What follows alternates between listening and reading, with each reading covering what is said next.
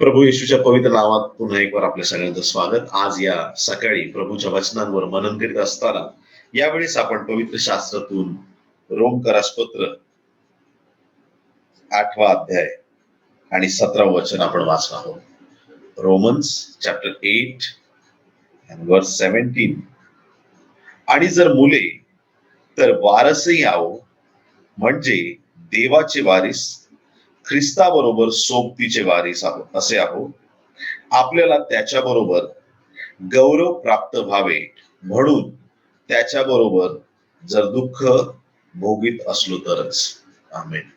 देवाच्या प्रिय संतगणांनो, आज ख्रिस्ताबरोबर तुम्ही आणि मी देव बापाचे वारीस आहोत.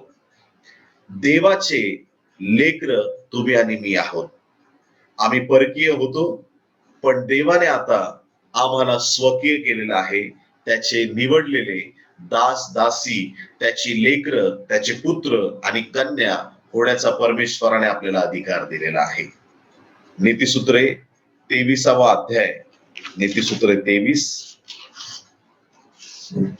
आणि यातील 22 पासून 26 पर्यंत वचन वाचूया. तू आपल्या जन्मदात्या बापाचे ऐक. आपल्या वृद्ध झालेल्या आईला तू तुच्छ मानू नको. सत्य, शून्यता, शिक्षण व समंजसपणा ही विकत घे, विकू नको. धार्मिकाचा बाप फार उल्हासतो, शून्य मुलास जन्म देतो, तो त्याच विषयी आनंद पावतो. तुझी माता पित्रे आनंद पावो, तुझी जन्मदात्री हर्ष पावो. माझ्या मुला, तू आपले चित्त मला दे, माझे मार्ग तुझ्या दृष्टीला आनंद देवो. आमेन. हालेलुया. या ठिकाणी देवाचं पवित्र वचन आज आपल्या प्रत्येकाशी बोलत आहे आणि प्रभू त्याच्या पवित्र वचनातून प्रत्येक मुलाला हे सांगत आहे की आपल्या बापाचं ऐक आणि आपल्या आईचं बोलणं किंवा त्या आईला तुच्छ लेखू नको. आई बापाचा मान कर, 5वी आज्ञा. आणि प्रत्येक विश्वासणाऱ्यांनो, परमेश्वर हा नेहमी प्रत्येकाला हेच सांगतो, आपल्या आई बापाचा सन्मान कर, त्यांच्यावर प्रीती कर आणि त्यांच्या आज्ञेत राहा, शून्यतेने वाग. आणि निश्चित अर्थाने आई वडिलांचा सन्मान करायला आपला देव शिकवतो. पिता, बाप, जन्मदाता याबद्दल जर आपण बोलत राहिलो तर हा वेळ कमी पडेल जो आज वचनासाठी दिलेला आहे. देवाच्या प्रिय लोकांनो, आजपर्यंत आपल्या पित्याच्या बऱ्याचशा आठवणी, बालपणातल्या आठवणी तुमच्या स्मरणात असतील. बालपणी तुमचे वडील तुमच्याशी कसे वागत होते. काही चांगल्या आठवणी असतील, काही वाईट आठवणी असतील. काही आठवणी अशा असतील की वडिलांनी मारलंही असेल आपल्याला, आणि जर मारला असेल तर तुम्ही फार आशीर्वादित आहात.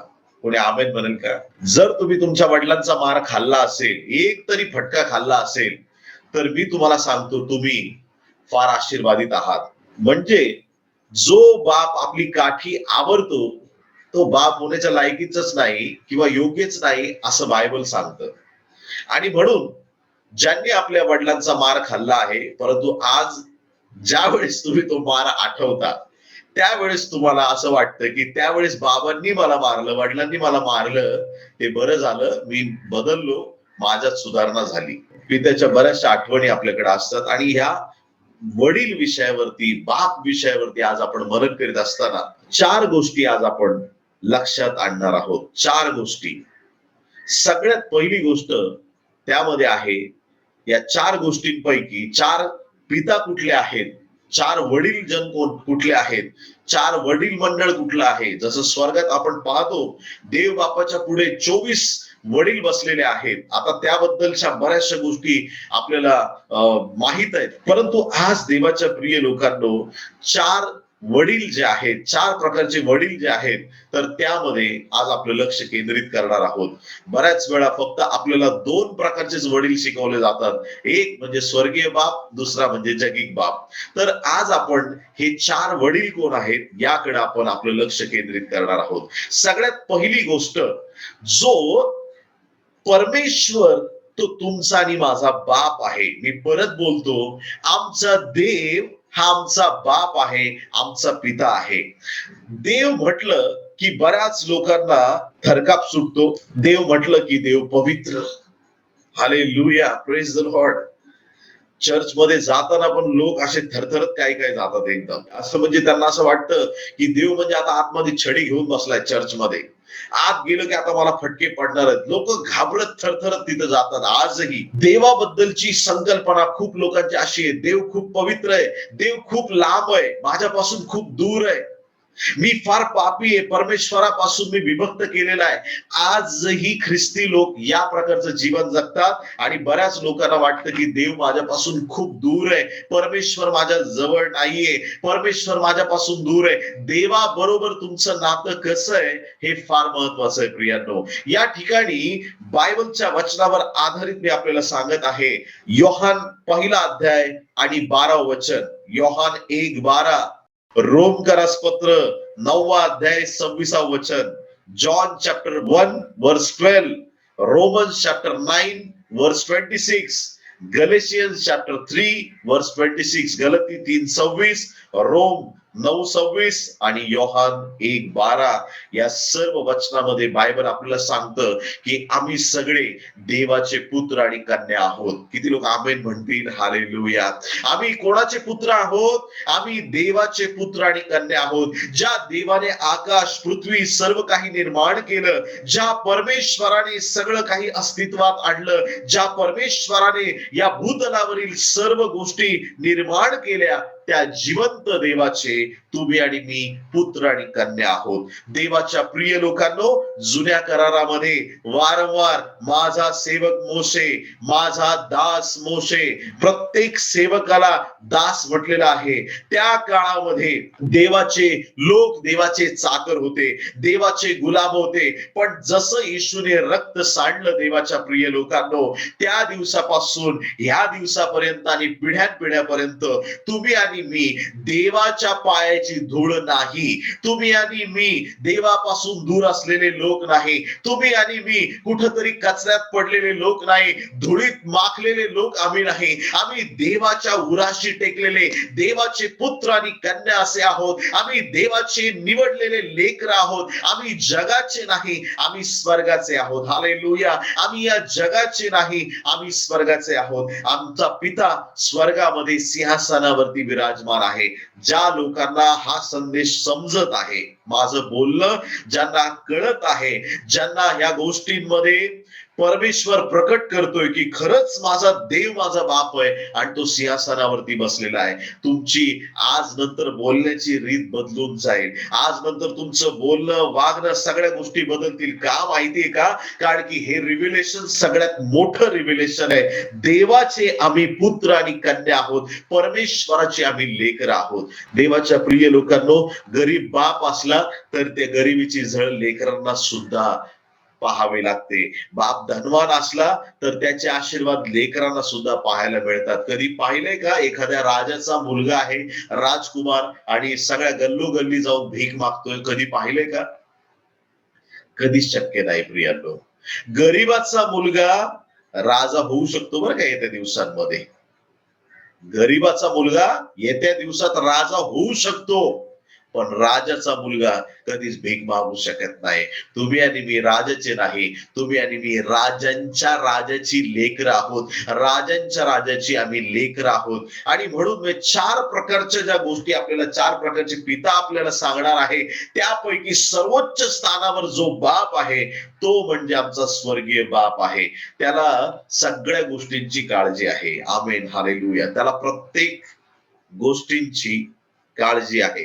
त्याला प्रत्येक गोष्ट ज्ञात आहे, त्याला प्रत्येक गोष्ट समजते. अगदी लहान लेकरासारखी तो तुमची काळजी घेतो. लहान बाळाला आई कसं विचारते, बाळा तुला सू आली का, तुला जायचं का, तुला खाऊ खायचं का, हे सगळं जसं आई विचारते, बाप जशी मुलाची काळजी घेतो तसा आपला स्वर्गीय देव आपली काळजी घेत असतो. प्रियांनो, एकदा मी एका कामानिमित्त एका शोरूमच्या बाहेर उभा होतो आणि तिथं इतका वेळ उन्हामध्ये 2-3 तास उन्हामध्ये उभा होतो आणि तिथं काही काम चालू होतं. मला तिथून हटता येत नव्हतं आणि अचानक त्या दिवशी मला किडनी स्टोनचा त्रास झाला आणि मला इतका त्रास व्हायला लागला आणि माझ्या बरोबर कोणी नव्हतं आणि मला असं वाटलं की मी आता खाली कोलॅप्स होतो का आणि मला लघवीला जायचंय, मला बाहेर जायचंय आणि मी विचार करतोय आता मला कोण मदत करेल. देवा मी काय करू.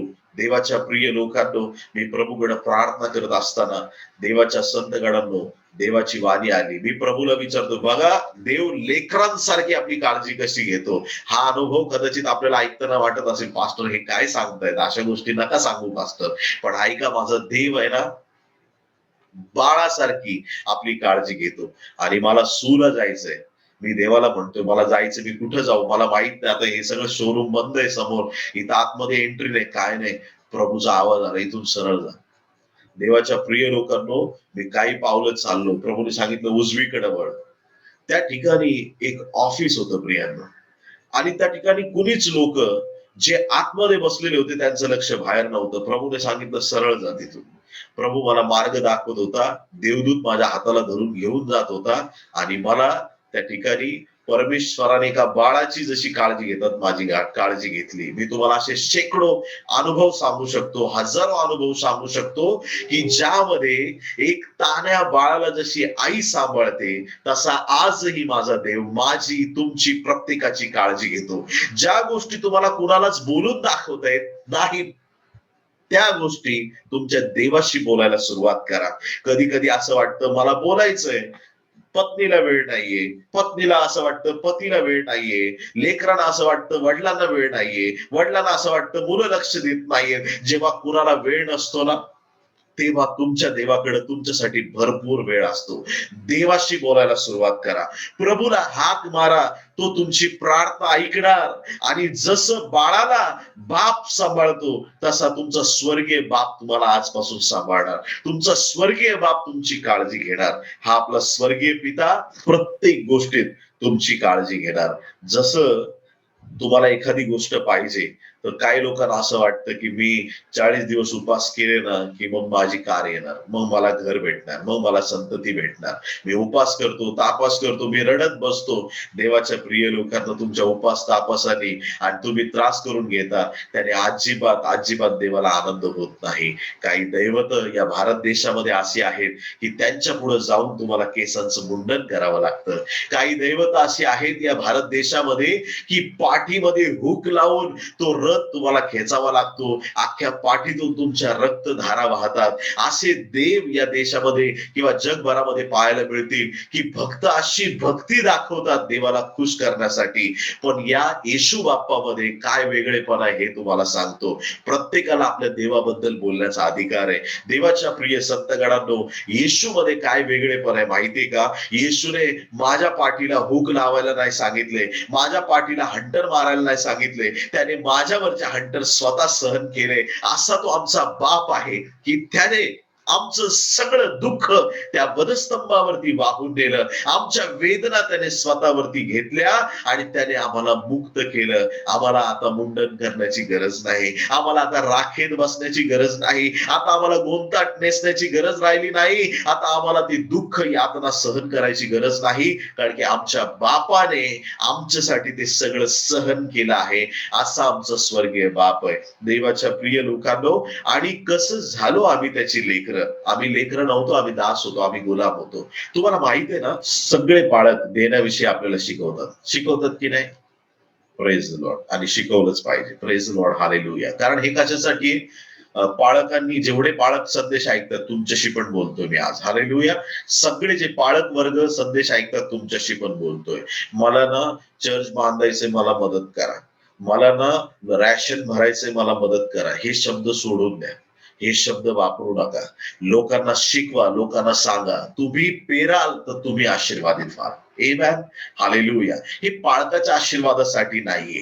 कारण मी स्वतः अनुभवलं, ज्या दिवशी मला खायला अन्न नव्हतं, दिव्यदूत ताट घेऊन माझ्या पुढे स्वर्गातून आला प्रियांनो, आणि मला पोटभर अन्न खायला दिलं. माझ्याकडे अशा अद्भुत साक्षी आहेत ज्या ऐकून तुम्ही म्हणाल की खरंच हा देव जिवंत आहे आणि त्याचा अनुभव सुद्धा तुम्हाला यायला सुरुवात होतील. देवाच्या प्रिय संतगणांनो, लक्ष देऊन ऐका, काळजीपूर्वक ऐका, प्रभूचं वचन ऐका. देव असा परमेश्वर आहे की जो पेरायला लावतो आणि प्रत्येक गोष्ट उगवते. देवाच्या प्रिय लोकांनो, जोपर्यंत पृथ्वी आहे तोपर्यंत पेरणे आणि कापणी राहणार, हे देवाचं वचन आहे. पेरणे आणि कापणे. काय झालं 2000 वर्षापूर्वी? परमेश्वराकडे एकुलता एक पुत्र होता. योहान 3:16. किती पुत्र होते देवाला? एकुलता एक पुत्र. तो पुत्र त्याने घेतला आणि त्याने तो पेरला. आमेन. तो मारला गेला आणि तो गाडला गेला. आणि जेव्हा तो पुनरुत्थित झाला त्यावेळेस देव आता म्हणू शकत नाही मला एकुलता एक पुत्र येशूच आहे. आता देव म्हणतो की जेवढे विश्वासणारे आहेत ते सगळे माझे पुत्र आणि कन्या आहेत. येशू बरोबर आम्ही को हायर झालेलो आहोत. को हायर म्हणजे वारस, म्हणजे येशूच्या सोबतीचे वारस को हायर म्हटलेला आहे. याचा अर्थ असा की बँकेत एका सहीने जर बापाच्या सहीने पैसे निघत असतील आणि मुलगा जर को हायर असला तर मुलाच्या सहीने पण पैसे निघतील. याचा अर्थ काय की देवाच्या प्रिय लोकांनो, जो अधिकार आणि जो आशीर्वाद येशूवरती होता तो आज मंडळीवरती आणि देवाच्या संतगणांवरती उतरून आला आहे. आमेन, हालेलुया. आम्ही देवाचे पुत्र आणि कन्या आहोत. आम्ही देवाचे आशीर्वादित लोक आहोत. आणि म्हणून मी खात्रीने तुम्हाला सांगतो, जर मेलेल्या लाजराला येशूने 2000 वर्षापूर्वी उठवलेलं आहे, तुम्ही सुद्धा मेलेल्या लोकांना उठवाल. जर येशूने अद्भुत चमत्कार केले आहेत तर तुम्ही सुद्धा अद्भुत चमत्कार कराल, कारण की तुम्ही सुद्धा देवाचे पुत्र आणि कन्या आहात. तुमच्याद्वारे देखील देवाला अद्भुत काम करायचे. त्यानंतर देवाच्या प्रिय लोकांनो, जगिक पिता, ज्या बापाने तुम्हाला जन्म दिला, तुमचे जे आई वडील आहेत, ज्यांनी तुम्हाला ही दुनिया दाखवली आपण म्हणतो, ज्यांच्याद्वारे आपण जगामध्ये आलो, हा तुमचा दैहिक जन्म, जगिक जन्म होण्यासाठी कारणीभूत तुमचे आई बाप आहेत आणि त्यांना आशीर्वादित करणारा परत एकदा आपलं स्वर्गीय बापच आहे. देवाच्या प्रिय लोकांनो, या जगामध्ये बायबलचं वचन वारंवार आपल्याला सांगतं, तुमच्या मुलाने जर तुम्हाला एखादं एक खायला मागितलं, अंड मागितलं, तुम्ही त्याला विंचू द्याल का? साप द्याल का? नाही देणार. जर तुम्ही एवढे वाईट लोक असताना तुमच्या मुलांची एवढी चांगली काळजी घेता, स्वर्गीय बाप तर किती चांगला आहे, तो तर तुमची किती चांगल्या रीतीने काळजी घेईल. अशा प्रकारची वचनं आपल्याला पाहायला मिळतात. म्हणजे याचा अर्थ काय की वाईट लोक सुद्धा आपल्या मुलांची काळजी घेतात. वाईट असले, एखादा गँगस्टर असला पण त्याच्या मुलावर त्याचा जीव असतो. कोणी आमेन म्हणेल का? हालेलुया. एखादा चोर लुटारू जरी असला, जगासाठी तो माणूस वाईट आहे पण त्याच्या मुलावरती त्याचं प्रेम असतं, कारण की त्याचा मुलगा त्याला प्रिय आहे, त्याची लेकरं त्याला प्रिय आहेत, त्याची पुत्र कन्या यांच्यावर त्याची प्रीती आहे. तर देवाच्या प्रिय लोकांनो, या ठिकाणी आपलं जगिक पिता म्हणजे ज्याने आपल्याला जग दाखवलं. त्यानंतर आपला आत्मिक पिता, जसा स्वर्गीय बाप एक आहे, जग दाखवणारा बाप एक आहे, तसाच आत्मिक पिता सुद्धा एक असला पाहिजे. काही लोक प्रत्येक मिनिस्ट्रीमध्ये जाऊन प्रत्येकच सेवकाला हा माझा स्पिरिच्युअल फादर आहे, तो माझा स्पिरिच्युअल फादर आहे. तुम्हाला 100 स्पिरिच्युअल फादर असू शकत नाही. लक्षात घ्या, तुम्हाला आत्मिक जन्म देणारा एकच पिता असू शकतो. आत्मिक जन्म देणारा, आत्म्यामध्ये वाढवणारा, ज्या सेवकाच्या द्वारे तुमची आध्यात्मिक वाढ होते, तो सेवक तुमचा आत्मिक बाप आहे. आणि म्हणून त्या आत्मिक पित्याचा सन्मान करा, दुप्पट सन्मान द्या. देवाच्या प्रिय लोकांनो, माझी सगळ्यात मोठी जी आत्मिक कन्या आहे, ऐका बरं का, मला जे आत्मिक पुत्र आणि कन्या आहेत, माझी सगळ्यात मोठी जी मुलगी आहे, आत्मिक मुलगी, तिचं वय 80 वर्ष आहे. ती मला आत्मिक बाप म्हणते. माझं वय आता ह्या वर्षी मी 40 होणार सप्टेंबर मध्ये, पण माझी मुलगी माझ्यापेक्षा दुप्पट वयाची आहे. याचा अर्थ काय माहिती का? जे पाळक देवाने तुम्हाला दिलेले आहेत ते तुमचे आत्मिक पुढारी आहेत आणि सगळेच पाळक तुमचे आत्मिक पिता होऊ शकत नाही. जे तुम्हाला आत्म्यामध्ये वाढवतात ते तुमचे आत्मिक पिता आहेत, त्यांचा तुम्ही सन्मान करणं फार गरजेचं आहे. जसं पौल आणि तिमोथ्याचं नातं होतं, पौल आणि तिमोथ्याचं जसं नातं होतं, तिमोथी हा पौलाचा आत्मिक पुत्र होता, पौल आत्मिक बाप होता. आणि म्हणून आपल्या जीवनामध्ये कधी पाऊल बना, पण कधी कधी तिमोथी सुद्धा बना. तुम्हाला सुद्धा एका पाऊलाची गरज असली पाहिजे. तिमोथ्यांना तयार करा, पाऊल बना, आणि जेव्हा तुम्हाला तयार व्हायचंय तुमच्यासाठी पण पाऊल असणं गरजेचं आहे. कुणाच्या तरी आत्मिक मार्गदर्शनामध्ये राहा. जे एकटे राहतात ते भरकटण्याची दाट शक्यता असते. एकच आत्मिक पिता असणं गरजेचं आहे. एक आत्मिक पिता फार महत्वाची गोष्ट आहे. जो तुम्हाला आत्मिक रीतीनं वाढवतो तो तुमचा आत्मिक पिता आहे. आणि आपल्या आत्मिक पित्याला नेहमी कन्सल्ट करत राहा. आणि अशा काही लोकांना सुद्धा तुम्ही तयार करा ज्यांच्यासाठी तुम्ही पाऊल असाल. फार महत्वाची गोष्ट आहे. मंडळी म्हणजे एक परिवार आहे.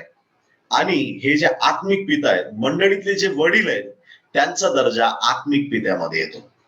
मंडळीमध्ये जे वडील आहेत त्यांचा दर्जा आत्मिक पित्यामध्ये येतो. आणि अशा मंडळीतील वडील जनांचा नेहमी मंडळीमध्ये सन्मान झाला पाहिजे.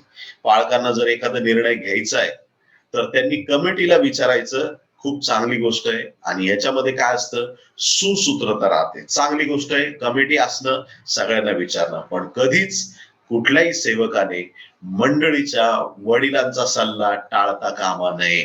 कारण की तो त्यांचा अनुभव आहे.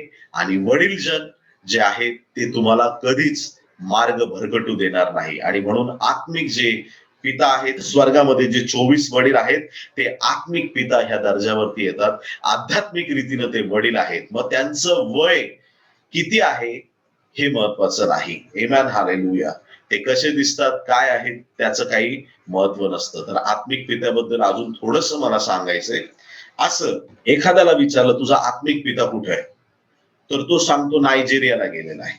नायजेरियामध्ये माझा आत्मिक पिता. एकाला विचारलं माझा तुझा आत्मिक पिता कुठे आहे, काय नाही अमेरिकेमध्ये अशा ठिकाणी बसलेला आहे. असा आध्यात्मिक पिता ज्याच्याशी तुम्ही कम्युनिकेट होऊ शकत नाही, असा आध्यात्मिक पिता ज्याला तुम्ही तुमच्या कुठल्या गोष्टी शेअरच करू शकत नाही, फक्त व्हिडिओ बघून बघून इम्प्रेस झाले आणि थोडं बरं वाटतं मोठ्यानं माणसांची नावं सांगायला, मी ह्याचा आत्मिक पुत्र आहे, मग थोडी कॉलर टाईट होते. मग त्याच्यासाठी काही लोकांनी कुणालाही आत्मिक पिता म्हणून बोलवतात. तुमचा आध्यात्मिक पिता परदेशात आहे याच्या विरुद्ध मी नाही, पण तुमचा आध्यात्मिक पित्याशी तुम्हाला कनेक्ट होता आलं पाहिजे. फार महत्वाचं आहे. तुमच्या आत्मिक पित्याबरोबर तुम्हाला कनेक्ट होता आलं पाहिजे. आणि जेणेकरून तुम्हाला तुमच्या गोष्टी सुद्धा सांगता येऊ शकतात. वारंवार नाही, पण कधीतरी तुम्हाला बोलता पण आलं पाहिजे, सांगता पण आलं पाहिजे. कशा ना कशा प्रकारे तुम्ही कनेक्ट असले पाहिजे. हे फार महत्वाचं आहे. आत्मिक पित्याचा रिस्पेक्ट करा. ज्याने तुम्हाला जग दाखवलं, ज्याने तुम्हाला आत्मिक जग दाखवलं, ज्याने तुम्हाला या जगात पाठवलं, अशा स्वर्गीय पित्याचा, जगिक पित्याचा आणि आत्मिक पित्याचा देखील सन्मान करणं गरजेचं आहे. हे 3 ज्या महत्वाच्या गोष्टी पित्याबद्दल त्या बहुतांशी लोकांना माहित आहेत. पण एक चौथा प्रकार जो नेहमी इग्नोर केला जातो, आज त्याबद्दल मी बोलणार. जे लोक अनाथांचा कैवार घेतात, जे लोक कुणाला तरी दत्तक घेतात, ते सुद्धा त्या व्यक्तीचे पिता होतात. रोमकरसपत्र 8वा अध्याय आणि 15 वचन 14 पासून वाचतो. चला, रोमन्स चॅप्टर 8 वर्सेस 14 ऑनवर्ड्स. कारण जितक्यांना देवाचा आत्मा चालवित आहे तितके देवाचे पुत्र आहेत. किती लोक आमेन म्हणतील? आमेन, हालेलुया. माझ्या बहिणींचे चेहरे उतरत आहेत. Praise the lord, hallelujah. त्यांना असं वाटतं की जेवढे देवाचे आत्म्याने चालतात ते पुत्र आहेत, मग आमची का नावं नाही, आम्ही कन्या आहेत, आमचं पण नाव पाहिजे होतं कन्या. देवाच्या प्रिय लोकांनो, देवाच्या नजरेत पुत्र आणि कन्या भेद नाही. आदाम आहे, आदामातून हवेला बाजूला केलेलं आहे, पण जेव्हा परत एकत्र केलं ते दोघं मिळून एक झाले. आणि म्हणून बायबलमध्ये जिथं जिथं तुम्हाला पुत्र दिसतं तिथं समजून घ्या त्याच्यात पुत्र आणि कन्या दोन्ही आहेत. याचा अर्थ दोघांना एक समजलेला आहे. पुत्र म्हणजे फक्त मुलांना देव आशीर्वादित करतो, हा गैरसमज काढून टाका. आणि म्हणून देवाच्या प्रिय लोकांनो, तसं पाहायला गेलं तर माझ्या माता बहिणींनो, तुम्ही सुद्धा देवाच्या नजरेत पुत्रच आहात. Praise Lord. पुत्र आहात याचा अर्थ बरोबरीचे आहात. पुत्र मोठा, कन्या कमी असं काही नाही. देवाने मला 2 मुली दिलेल्या आहेत. बोलो येशू मसीह की जय. आणि मी फार आनंदी बाप आहे. Praise Lord, hallelujah. प्रभूची स्तुती असो. देवाला धन्यवाद. Praise Lord, hallelujah. लोक कोणाचे काय काय विचार असतात, पण माझा हाच विचार आहे की पुत्र असो किंवा कन्या असो, ते सगळे एक समान आहेत, कारण की ती देवाने दिलेली संतती आहे. या ठिकाणी बायबल सांगते की देवाच्या आत्म्याने जे चालतात ते सगळे देवाचे पुत्र आहेत. कारण पुन्हा भीती बाळगावी असा दासपणाचा आत्मा तुम्हाला मिळाला नाही, तर ज्याच्या योगे आपण आब्बा बापा अशी हाक मारतो, असा दत्तकपणाचा आत्मा तुम्हाला मिळाला आहे. कुठला आत्मा? दत्तकपणाचा आत्मा आम्हाला मिळालेला आहे. देवाच्या प्रिय लोकांनो, आम्ही अनाथ होतो, आम्ही टाकून दिलेले होतो, आम्हाला फेकून देण्यात आलेलं होतं, आम्हाला घराबाहेर काढण्यात आलेलं होतं, आम्हाला हाकलून दिलं होतं, आम्ही परिवाराचा हिस्सा नव्हतो, आमची लायकी नव्हती, आमची पात्रता नव्हती, आमची योग्यता संपली होती, आम्ही शून्य झालो होतो. पण अशा वेळी येशूने येऊन आमचा हात धरला आणि आम्हाला परिवारात परत आणलं. जसं त्या उधळ्या पुत्राने आपल्या परिवाराला सोडून गेला, त्याच्या मोठ्या भावाची जबाबदारी होती की जाऊन त्याला घेऊन यावं. त्या उधळ्या पुत्राचा भाऊ आपल्या भावाला शोधायला गेला नाही, उधळ्या पुत्राचा मोठा भाऊ परत त्याला आणण्यासाठी गेला नाही, पण तुमचा आणि माझा मोठा भाऊ येशू ख्रिस्त स्वर्गातून आमच्यासाठी आला आणि परत एकदा आम्हाला परिवारात सामील केलं. आम्ही जो हक्क गमावला होता, परत एकदा आम्हाला हक्क मिळाला आणि आम्हाला दत्तक घेण्यात आलं. देवाच्या राज्यामध्ये आम्ही वारस झालो दत्तकपणाच्या आत्म्यामुळं. तसेच असे अनेक पिता जगामध्ये आहेत जे लेकरांना दत्तक घेतात. ते त्यांचे स्वतःचे भौतिक मुलं नसतात, ते त्यांच्या नात्यातले नसतात, कधी असतात कधी नसतात. पण काही लोकांमध्ये एक फादर फिगर आहे, काही लोकांमध्ये एक पितृत्वाचा गुण असतो, काही मातांमध्ये मातेचा एक असा गुण असतो की त्यांना अनाथ लोकांचं अनाथपण पाहत नाही, ते लगेच त्यांना आपलं करून घेतात. देवाच्या प्रिय लोकांनो, असाच एक थोर व्यक्ती मी म्हणतो त्याला, बायबल मध्ये आहे आणि त्याचं नाव मर्दक आहे. एस्तेर दुसरा अध्याय 5 ते 7 वचनामध्ये, Esther chapter 2 verses 5 to 7, Esther 2 5 ते 7 वचनामध्ये या ठिकाणी एस्तेर उर्फ हदस्सा अनाथ होती, आई वडील मेले, पण मर्दकय तिचा चुलत भाऊ आहे. पण त्याला अशी देवाने प्रेरणा दिली की या अनाथ मुलीचा कुणी कैवार घेणारा नव्हतं, या अनाथ मुलीला मर्दखयाने मुलीसारखं सांभाळलं. आमेन, हालेलुया. आणि मग पुढे पाहता तुम्ही की एस्तेर काय परमेश्वराने तिचं जीवन आशीर्वादित केलं. आमेन, हालेलुया. अनाथ मुलीला परमेश्वराने राणी बनवलं. अनाथ मुलीला परमेश्वराने राणी बनवलं. तिला कदाचित आई बाप असते तर माहित नाही पुढं काय झालं असतं. जेव्हा तुमचं दुःख मोठं असतं तेव्हा लक्षात घ्या तुमची साक्ष पण मोठीच असणार आहे. जेव्हा तुमचं संकट मोठं असतं तेव्हा समजून घ्या त्याच्यानंतर देवाचं काम सुद्धा फार मोठं होणार आहे. ज्यावेळेस तुम्हाला सांगितलं जातं की तुमचा आजार मोठा आहे, त्यावेळेस लक्षात घ्या की तुमच्या जीवनामध्ये मोठं कार्य होणार आहे. जेवढ्या समस्या मोठ्या तेवढं गौरव मोठं असणार आहे. जेवढे प्रॉब्लेम्स मोठे आहेत तेवढं देवाचं नाव उंच होणार आहे. आणि म्हणून प्रॉब्लेम आले म्हणून खचून जाऊ नका. एस्तेर अनाथ होती पण देवाने तिला सोडलं नव्हतं. एस्तेर अनाथ होती पण मर्दकयाने तिला सोडलं नव्हतं. देवाची दया, देवाची करुणा, देवाची कृपा त्या मर्दकयावरती झाली आणि पहा एस्तेरचा त्याने प्रतिपाळ केला. सगळ्या तरुण मुली छान मेकअप करून राजा पुढे आल्या, छान तयार होऊन आल्या, सुंदर तयार झाल्या. फार त्यांनी प्रिपरेशन केलं, फार तयारी केली. त्यांची तयारी बाजूला राहू द्या, पण एस्तेर वरती देवाचा हात आहे प्रियांनो. हालेलुया. एस्तेरची निवड झाली, एस्तेर राणी झाली. जग तयारी करताना या सगळ्या नवऱ्यांनी तयारी केली ना, सगळ्या मुलींनी तयारी केली ना, पण एकच राजाची पत्नी झाली. लक्षात ठेवा, विसरू नका, आज तो राजा येशू ख्रिस्त आहे आणि ती एस्तेर म्हणजे मंडळी आहे. जगातले लोक तयारी करतात, 5G ची तयारी चालू आहे, कोविड वॅक्सिनची तयारी चालू आहे, कोविडचे बेड तयार केले जात आहेत, अजून काय काय तयारी चालू आहे, पुढच्या इलेक्शनची तयारी चालू आहे, घर बांधण्याची तयारी चालली आहे. सगळ्या जगामध्ये सगळ्या तयाऱ्या चालू आहेत, पण तुमची आणि माझी येशूला सामोरे जाण्याची तयारी चालू आहे. आणि जे देवाचे लोक आहेत ते खाली राहणार नाही. ओ हालेलुया. ख्रिस्ताची राणी तुम्ही बनत आहात. हालेलुया. ख्रिस्ताची वधू तुम्ही बनत आहात, ख्रिस्ताची निवडलेली वधू तुम्ही बनत आहात. देवाच्या प्रिय लोकांना आम्ही उचलले जाण्यासाठी तयार आहोत. आता आम्ही अनाथ नाही, तर आम्हाला देवाने दत्तक घेतलेला आहे. तर या ठिकाणी देवाच्या प्रिय लोकांनो, योहान 14वा अध्याय 18 वचन, येशू ख्रिस्ताने 3 वेळा भविष्यवाण्या केल्या, हो मी मरणार आहे, मी मरणार आहे, मी मरणार आहे. आणि मग शिष्य असे एकदम त्यांचा ओशाळून जायचा चेहरा एकदम. येशू सांगायचं मी मरणार आता पाप्यांसाठी. एकदा पेत्राने डेअरिंग करून बोलूनच टाकलं. असा प्रसंग आपल्यावरती येऊ नये. प्रभू म्हटला पाप्यांसाठी मी मारला जाणार. आता पेत्राचं प्रेम बघा किती चांगलंय. चांगलंय ना, प्रभू असं नको होऊ देऊ तुझ्या बरोबर, असं तुझ्या बरोबर होता कामा नये. येशून त्याला काय म्हटलं माहितीये का? अरे सैताना निघ इथून. Hello, praise the lord, hallelujah. येशूला कोणाच्या सिंपतीची गरज नाही. हालेलुया. देवाच्या प्रिय लोकांनो, येशूने त्याचं जे काम आहे ते पूर्ण केलं. आणि मग शिष्यांना असं वाटत असेल की आता हा जर गेला तर आम्ही अनाथ होणार, आमचं काय होणार? मग त्यावेळेस योहान 14:18 मध्ये येशूने सांगितलं, मी तुम्हाला अनाथ असे सोडणार नाही, तर मी तुम्हाला काय देणार? दुसरा कैवारी तुमच्यासाठी पाठवणार, तुमच्यासाठी पवित्र आत्मा देणार. आणि पेंटिकॉस्टच्या दिवशी जसा पवित्र आत्मा आमच्यावरती उतरून आला, आजही तो पवित्र आत्मा आज मंडळीमध्ये आहे. देवाच्या प्रिय लोकांनो, आजही तो पवित्र आत्मा आमच्यामध्ये आहे. आणि म्हणून आम्ही अनाथ असे नाही. त्याच्यामुळे देवाच्या प्रिय लोकांनो, आमच्या आध्यात्मिक पित्याने, बऱ्याच वेळा आध्यात्मिक पिता कधी कधी बॉस बनायचा प्रयत्न करतात. बरेच आध्यात्मिक पिता, ऐकताय का तुम्ही? Praise the lord, hallelujah. मी तुला प्रभूमध्ये वाढवलं ना, मग असं कर तसं कर, बॉस बनण्याचा प्रयत्न करतात. आमचा बॉस एकच असू द्या, येशू ख्रिस्त. कुणी आमेन म्हणेल का? हालेलुया. कोणी पाळक बॉस नाही, कोणी कोणाचा बॉस नाही. या मचव्यामध्ये सगळे शिष्य बसलेले आहेत. येशू ख्रिस्त एकटाच बॉस आहे, कारण त्यालाच वादळ थांबवता येतं. बाकीच्यांना फक्त बडबड करता येते, ते बॉस होऊ शकत नाही. तर देवाच्या प्रिय लोकांनो, लक्ष देऊन ऐका, काम देऊन ऐका.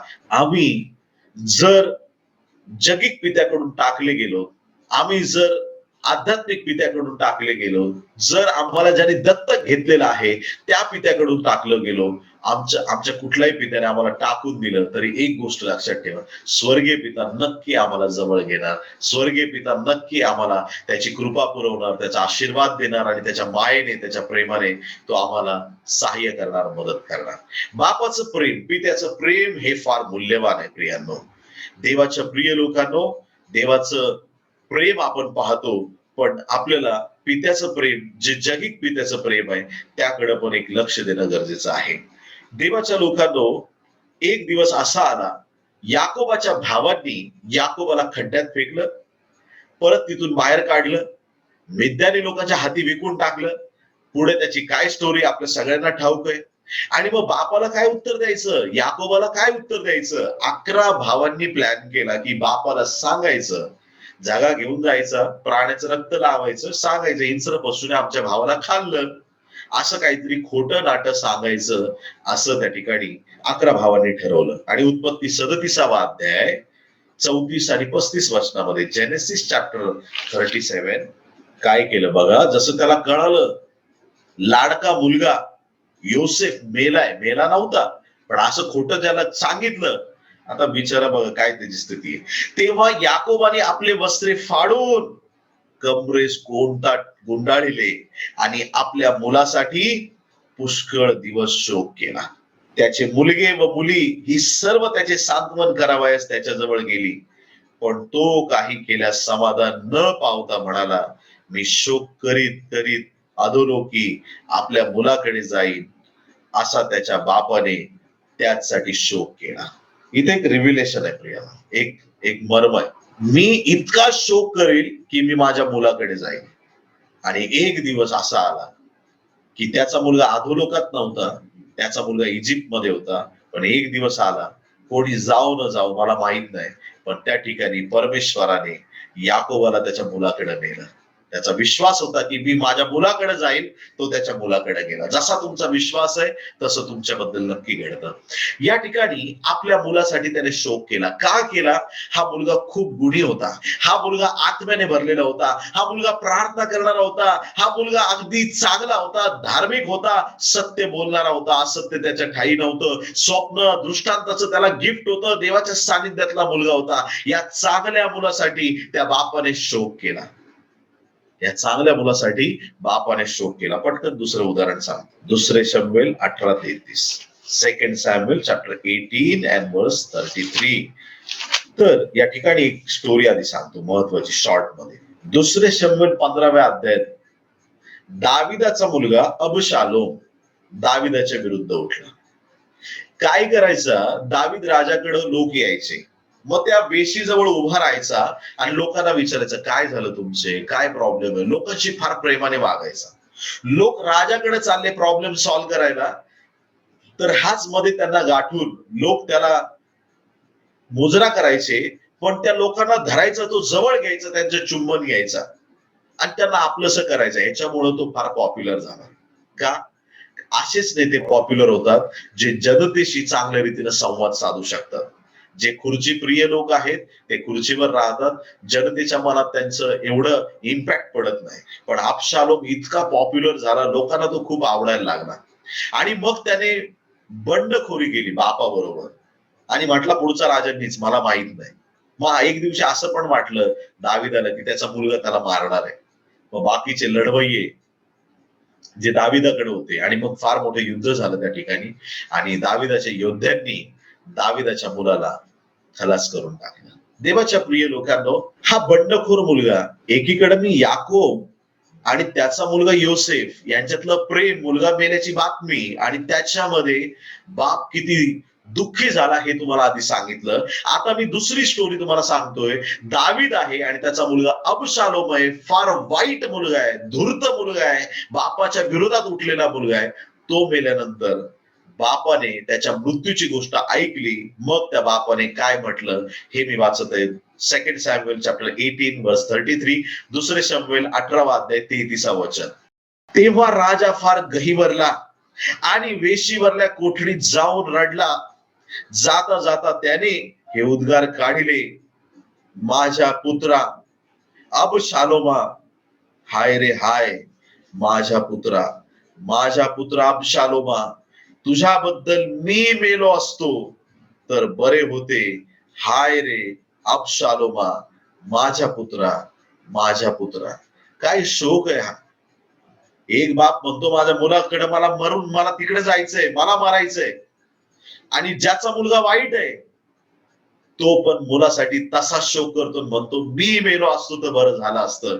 अबशालोम त्याला मारायला उठला होता, मी मेलो असतो तर बरं झालं असतं. सांगण्याचं तात्पर्य हे, मुलं चांगले असोत किंवा वाईट असोत, आई बापाचं प्रेम नेहमी त्या मुलांसाठी नेहमी चांगलंच असतं. मुलं चुका करतात पण आई बाप त्या चुकांवरती पांघरून घालण्याचा प्रयत्न करतात. मुलं वाईट वागतात पण आई बाप तरी सुद्धा मुलांवरती प्रेम करतात. मुलगा चांगला होता, अचानक दारू पिला एक दिवस, बाप ओरडला, माफ केलं, माफ केलं, माफ केलं. मुलगा दारुडा बनत गेला, माफ केलं, माफ केलं. मुलगा मेला तरी बाप त्याला चांगलंच म्हणणार, बाप त्याला कधी वाईट म्हणणार नाही. हे पित्याचं प्रेम आहे. माझ्या बालपणी मी ज्या चर्चमध्ये मला आध्यात्मिक गोष्टींची ओळख झाली, ग्रेस ऑफ जीसस मिनिस्ट्रीज, आणि त्या ठिकाणी आम्ही जात असताना एक घटना मी तुम्हाला सांगतो प्राकर्षाने. एक कृष्णा अण्णा म्हणून एक आमच्या चर्चमध्ये एक एल्डर होते आणि त्यांना लिहिता वाचता येत नव्हतं, पण फक्त एवढंच सांगायचे की अशा अशा ठिकाणी चर्च आहे, या दिवशी प्रार्थना असते, तुम्ही या. गॉस्पल त्यांना सांगता येत नव्हतं, पण लोकांना फक्त चर्चला बोलवायचे आणि त्यांच्याद्वारे चर्चला आलेल्या खूप लोकांचं तारण झालं होतं. असे धार्मिक व्यक्ती. हा व्यक्ती रोज सकाळी अगदी एकदम डिसेंट इस्त्रीचे कपडे वगैरे घालून एकदम व्यवस्थित तयार होऊन लेकरांना सांगायचं, चला मी ऑफिसला जातो, असं म्हणून हा व्यक्ती रोज कामाला जायचा.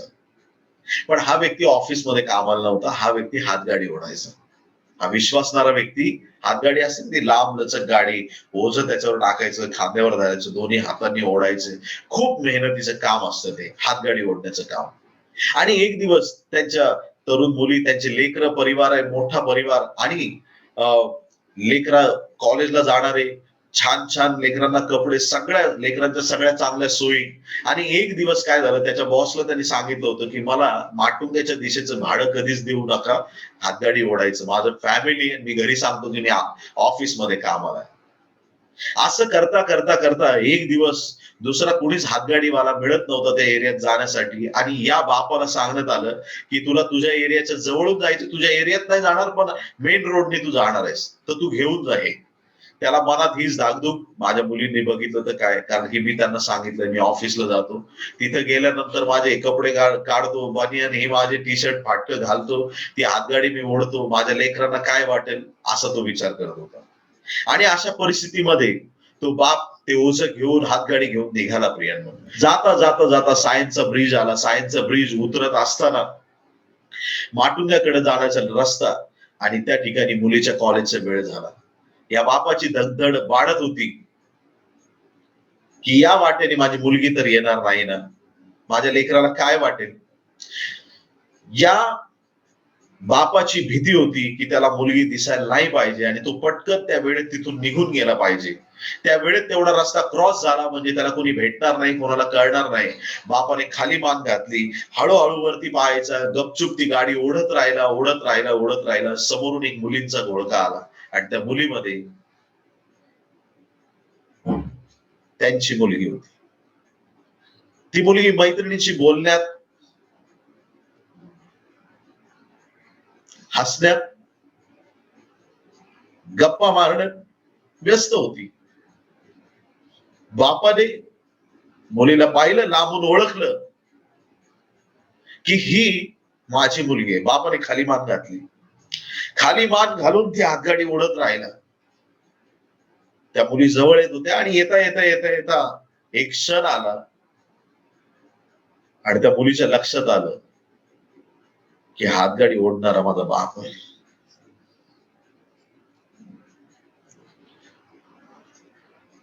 हातगाडी पुढे जाऊन उभी राहिली. हे काय करता तुम्ही?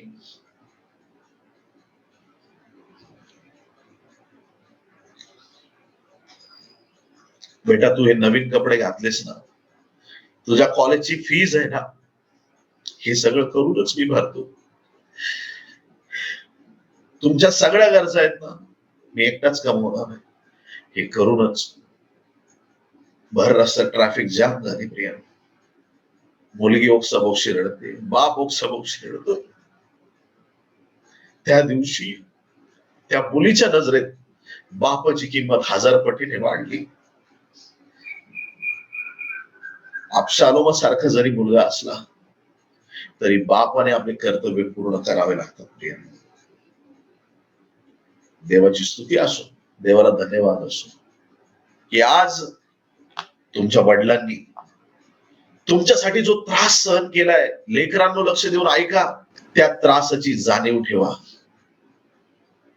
आईला रडता येतं, बापाला रडता येत नसतं प्रियांनो, लक्षात ठेवा.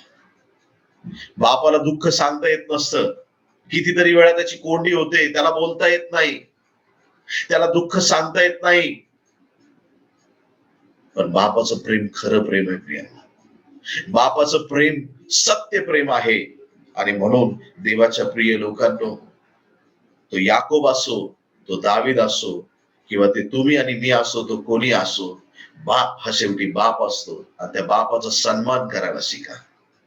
तुम्हाला माहित नसताना तुमच्या बापाने तुमच्यासाठी काय काय केलं असेल याचा तुम्हाला अंदाज सुद्धा नाही. तुम्हाला जे दिसतं त्याच्यावरून तुम्ही बोलता, पप्पा तुम्ही असं नव्हतं करायला पाहिजे, डॅडी तुम्ही तसं केलं, माझा बाप असा आहे, माझा बाप तसा आहे. अरे तो कसाही असला तरी तो तुझा बाप आहे. तुझ्या वाईट गोष्टींमध्ये तुझ्या बापाने तुझ्यावर प्रेम केलं, तुझ्या वाईट परिस्थितीमध्ये तुझ्यावर प्रेम केलं. त्यांच्या म्हातारपणामध्ये तू त्यांना सोडू नको, त्यांना टाकू नको, त्यांना अपमानित करू नको. देवाच्या प्रिय लोकांनो, जर तुम्ही आपल्या आई बापाचा सन्मान कराल तर परमेश्वर नक्की तुम्हाला आशीर्वादित केल्याशिवाय राहणार नाही. देवाचं पवित्र वचन आहे हे वचन बदलता येत नाही. आई बापाचा सन्मान करा, स्वर्गात बसलेला देव तुमचा सन्मान करेल. पहिली गोष्ट मी आपल्याला सांगितली, मी 4 प्रकारच्या गोष्टी बापाबद्दल सांगितल्या, आणि बापाच्या 3 क्वालिटी तुम्हाला सांगतोय आता. पहिली गोष्ट बापाचं प्रेम तुम्हाला सांगितलं. दुसरी गोष्ट बापाबद्दल सांगतो, बाप जीवन आणि मरण दोन्ही देऊ शकतो. बाप मरण सुद्धा देऊ शकतो, बाप जीवन सुद्धा देऊ शकतो. हे बापाच्या हातात आहे. जे आता संसाराच्या सुरुवातीला आहेत, ज्यांना लहान लेकरं आहेत, त्यांच्यासाठी तर हा संदेश फार महत्वाचा, फार महत्वाचं आहे. बाप जीवन आणि मरण देऊ शकतो मुलांना. बाप जीवन देऊ शकतो, बाप मरण देऊ शकतो. तुम्ही म्हणाल बाप जीवन देतो, माहित होतं पास्टर, बाप मरण कसं काय देऊ शकेल? ऐका, बाप मरण सुद्धा आपल्या मुलांना देऊ शकतो. दुसरा राज्य 3 अध्याय 27 वचन. मोवाबी राजा युद्ध हरत चालला होता. 2 किंग्स चॅप्टर 3 वर्स 27. मोवाबी राजा युद्ध हरत चालला होता, इस्रायलावरती सरशी होईना. पण ज्या वेळेस त्याने आपल्या लाडका पुत्र, जो आता पुढचा राजा होणार आहे, युवराज होता तो राज्याचा, मोवाबी लोकांचा, त्या पुत्राचा त्याने वध केला, त्याचा होम केला, बायबल सांगतं. आणि मग देवाचा कोप कुणावर भडकला माहितीये का? इस्रायल लोकांवरती, देवाच्या लोकांवरती. देवाच्या प्रिय लोकांनो, यामध्ये फार मार्मिक आणि मोठा संदेश आहे. पण सांगण्याचं तात्पर्य हे की बाप मुलाला जीवन आणि मरण दोन्ही देऊ शकतो. इफ्ताह वेश्यापुत्र होता, पुढं शास्त्र झाला, आपल्याला माहितीये. घरातून हाकलून दिलं, टोब नावाच्या प्रदेशात निघून गेला, रिकाम टेकड्या लोकांबरोबर फिरला, हे सगळं बायबलमध्ये लिहिलंय. आणि मग एके दिवशी युद्ध पुकारण्यात आलं. इस्रायलासाठी लढणारा कोणी नव्हतं. वडील मंडळी आली, इफ्ताला घेऊन गेली. इफ्ता युद्ध लढायला गेला, युद्ध लढला, युद्ध जिंकला, देवाला नवस बोलला, देवा या युद्धामध्ये जय दिलास तर घरी गेल्याबरोबर जाताना वाटेत पहिला प्राणी जो येईल त्या प्राण्याचा मी वध करणार, तुला अर्पण करणार, होम करणार तुला. अशा अंदाधुंदी नवस करू नका प्रियांनो. इफ्ताचा नवस चुकला, इफ्ताचा नवस चुकला. शास्त्र आहे देवाचा, निवडलेला आहे, महान योद्धा आहे, पण नवस बोलताना चुकला. विनाकारण चुकीचे नवस करू नका. जे तुम्हाला फेडता येत नाहीत असे नवस करू नका. जे तुम्ही फेडू शकणार नाहीत असे नवस करू नका. इफ्ताने नवस केला, मी जसा घरी जाईल. शास्त्रे 11 अध्याय 30 ते 31 वचन, शास्त्रे 11 अध्याय 34 आणि 35 वचन. जजेस चॅप्टर 11 वर्सेस 30 ऑनवर्ड्स, 30 to 35 या सर्व वचनांमध्ये बायबल सांगतं, इफ्ताने नवस केला, घरी गेल्याबरोबर पहिलं जनावर येणार त्याला मी मारणार आणि तुझ्यासाठी होम करणार. घरी गेला, एंट्री करतोय, कोण आलं माहिती का? इफ्ताची एकुलती एक लाडकी मुलगी समोरून आली, डफ वाजवत बापाचं स्वागत करायला. म्हणतो, माझ्या मुली हे काय केलं? थोडे दिवस डोंगराळ प्रदेशात राहून मैत्रिणी बरोबर शोक केला तिने, पण नंतर तिला प्राण द्यावा लागला. प्रियांनो, बाप जीव घेऊ शकतो. उत्पत्ती 22:10 मध्ये सगळ्यांची फेवरेट स्टोरी, सगळ्यात शेवटी जेनेसिस चॅप्टर 22 वर्स 10. सुरा घेतला, कुणी घेतला? अब्रामाने घेतला. कशाला घेतला? भाजी कापायला घेतला नाही, संडे स्पेशल बनवायला घेतला नाही. हॅलो, सुरा घेतला अब्रामाने. कशाला? स्वतःच्या मुलाला मारण्यासाठी घेतला. मी बापाचं प्रेम सांगून मोकळा झालोय, पण ज्यावेळेस देवाचा शब्द येतो त्या शब्दाचा जास्त आदर करावा लागतो या जगातल्या सगळ्या प्रेमापेक्षा. पुढे आमेन म्हणेल का? हालेलुया. देवापेक्षा काहीच मोठा असू शकत नाही. अब्रामाने सुरा घेतला, वाणी स्वर्गातून डायरेक्ट, अब्रामा हातावर. देव बोलला त्या दिवशी, थांब. अब्रामाचा विश्वास बघा, देव पाहून देईल म्हटला. मुलगा विचारतो, काय काय अर्पण करायचंय, काय मारणारा? देव देईल. आणि देवाने दिलं. एका झुडपात अडकलेला एडका मग तिथं अर्पण करण्यात आला. पण त्या दिवशी देवाचा हा प्लॅन होता, अब्रामा तुझा मुलगा देऊ नको, मी माझा मुलगा देतो.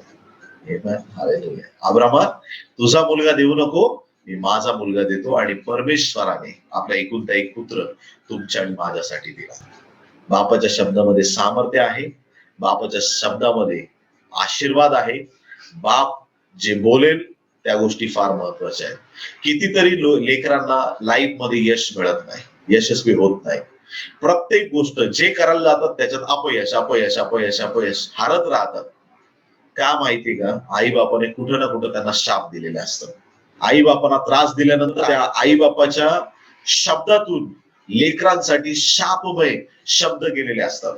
आणि त्यामुळं लेकरांच्या जीवनावरती या वाईट गोष्टी येतात. सोपा उपाय त्याच्यासाठी, सोपा उपाय. तुमचे लेकर अपयशी आहेत का? आज फक्त एक वाक्यात प्रार्थना करायची, एक वाक्य, मी माझ्या लेकरांना दिलेले सगळे शाप येशूच्या नावात रद्द करतो. तुमच्या लेकरांना आज नंतर उन्नती मिळायला सुरुवात होईल. आई बाप लेकरांना रागापोटी बोलून जातात, पण ते त्यांच्यासाठी शाप बनू शकतात. सावध राहा. आई बाप जीवन देऊ शकतात, मरण पण देऊ शकतात. याची खूप उदाहरणं आहेत, पण वेळेअभावी आपल्याला मी सांगत नाही. परंतु देवाच्या प्रिय लोकांना लक्षात ठेवा, बापाचं प्रेम पण खरं असतं, बापाचा राग पण खरा असतो, हे मला तुम्हाला सांगायचं. Praise Lord. या ठिकाणी बापाचं प्रेम आणि पिता जीवन किंवा मरण सुद्धा देऊ शकतो. आणि तिसरी गोष्ट, पिता त्याच्या लेकरांना वारसदार बनवतो. फार मोठी आणि महत्वाची आशीर्वादाची गोष्ट आहे. वारसदार. काही लोक आई बापाची सेवा करत नाहीत किंवा आई बापाशी नीट बोलत नाही, पण शेवटचा मुद्दा त्यांना फार आवडतो, तिसरा मुद्दा, वारसदार. काही लेकरं अशा आहेत, कधी आई बापाला फोन करत नाहीत, काही नाही, परंतु जसं बापाची प्रेतक्रिया करून घरी येतात तसे लगेच बसतात. अरे ते आता सगळे एकत्र आहेत, लगेचच बोलून घेऊया, ते गावाकडचं घर कोणाला द्यायचं, ती जमीन कोणाला द्यायची, इकडचं कसं डिस्ट्रीब्युशन कसं करायचं, लगेच तयारीत असतात. म्हणजे बाप मरण्याची काही लोक वाट बघत असतात, की म्हणजे हा मरेल आणि आम्हाला पैसे मिळतील. काही लोकांचं लक्ष त्याच्यावर असतं. काही लोकांना त्या वारस हक्कापेक्षा बाप महत्वाचा असतो आणि ते लोक धन्य आहेत प्रिया. हालेलुया. वारसदार होणं हा एक फार मोठा आशीर्वाद आहे. काही लेकरं एवढे बदमाश असतात की बाप जिवंतपणे सांगतो, तुला माझ्या सगळ्या प्रॉपर्टीतला एक पैसा सुद्धा मिळणार नाही, तू निघा. त्याला हकलून दिलं जातं. असे पण काही लोक आहेत. वारसदार. एक बाप होता, त्याला 2 वारसदार होते. Look chapter 15 11-32. लूक 15वा अध्याय 11 ते 32 वचनामध्ये उधळ्या पुत्राची गोष्ट आहे. उधळ्या पुत्राने जो त्याचा वारस हक्क आहे तो घेतला आणि निघून गेला. ती संपत्ती घेतली आणि निघून गेला. आणि आपल्याला माहित आहे की सगळी संपत्ती संपवली आणि मग 5 स्टार हॉटेलमध्ये जेवायला लागला. संपल्यानंतर डुकरांबरोबर त्याची मेजवानी असायची. मी तर म्हणतो नंतर डुकरांबरोबर मेजवानी नव्हती, आधी डुकरांबरोबर मेजवानी करत असेल, म्हणून शेवटी खऱ्या डुकरांबरोबर मेजवानी करण्याची वेळ आली. माझे शब्द कळले नाहीत तुम्हाला. हा विषय फार मोठा आहे, पण मी थोडक्यात आपल्याला सांगतो. थोडक्यात, आधी मित्रमंडळीच अशी पकडली असेल की ते त्या प्राण्यांसारखे असतील. घर सोडायला लावणारे, बापापासून विभक्त करणारे, दूर करणारे, फोडाफोडी करणारे. सुरुवात तिथूनच झाली आणि मग शेवट तसा पाहायला मिळाला. रिटर्न आला, बापाच्या घरात चाकरी करायला आला. चाकर झाला का बापाच्या घरी? जसा आला बापाने त्याला मिठी मारली. आता त्या डुकरांबरोबर राहून त्याच्या कपड्यांना काय सुगंध येत असेल. घाणीत लोळून, घाणीतून कुठून आला होता, एवढ्या दिवसापासून दरिद्री कंगाल भिकारी होऊन आला होता, पण तरी सुद्धा त्याची जागा बापाच्या मिठीत आहे. मग त्याचा हिस्सा त्याला दिलेला असताना सुद्धा त्या दिवशी बापाने त्याला जागा दिला, अंगठी दिली आणि जोडे दिले. जागा, अंगठी आणि जोडे, 3 गोष्टी दिल्या. जे प्रभूकडे परत माघारी फिरून येतात त्या प्रत्येक व्यक्तीला जागा, अंगठी आणि जोडे मिळतात. याचा पण फार मोठा आध्यात्मिक अर्थ आहे, पण आज या विषयाकडे लक्ष केंद्रित असू द्या. जागा, अंगठी आणि जोडे दिले आणि त्यानंतर मोठी मेजवानी करण्यात आली. आणि 5वी गोष्ट, त्या ठिकाणी आनंदोत्सव झाला.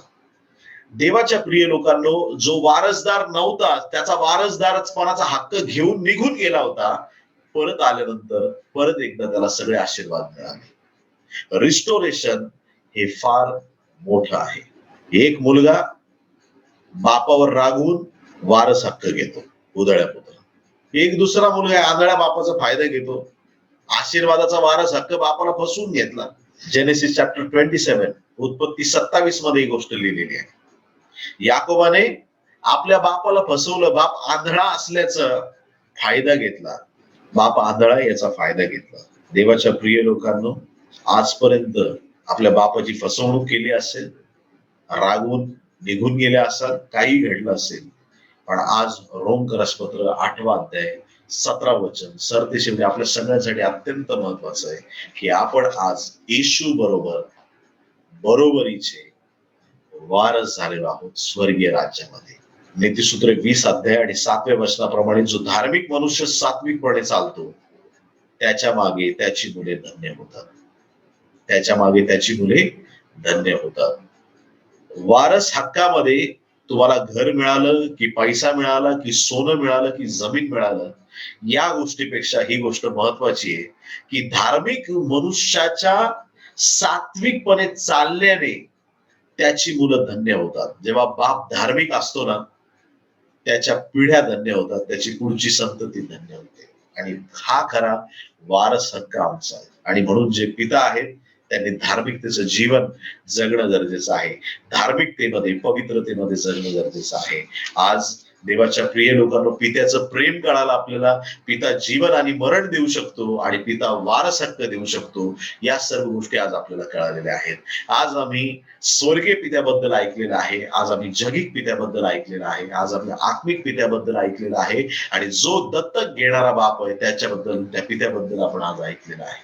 देवाच्या प्रिय लोकांनो, आज जिथं तुम्हाला मंडळीचे वडील दिसतील, आत्मिक पिता दिसतील किंवा जिथं वडील लोक दिसतील त्यांचा सन्मान करा.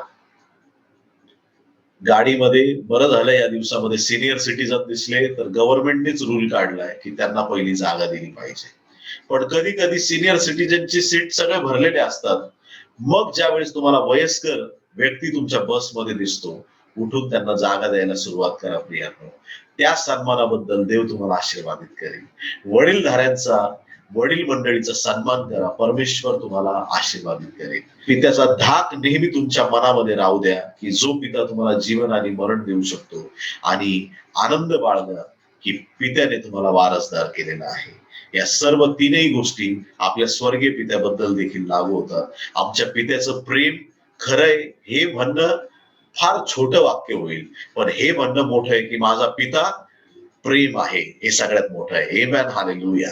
पित्याचं प्रेम जगात पाहायला मिळेल, पण आमचा स्वर्गीय बाप त्याचं नावच प्रीती आहे, देव प्रीती आहे, आणि म्हणून तो प्रेम करणारच आहे आमच्यावरती. दुसरी गोष्ट, जीवन आणि मरण तो दोन्ही काही देऊ शकतो आणि म्हणून त्याच्या नजरेत योग्यतेने, सात्विकतेने चाललं पाहिजे.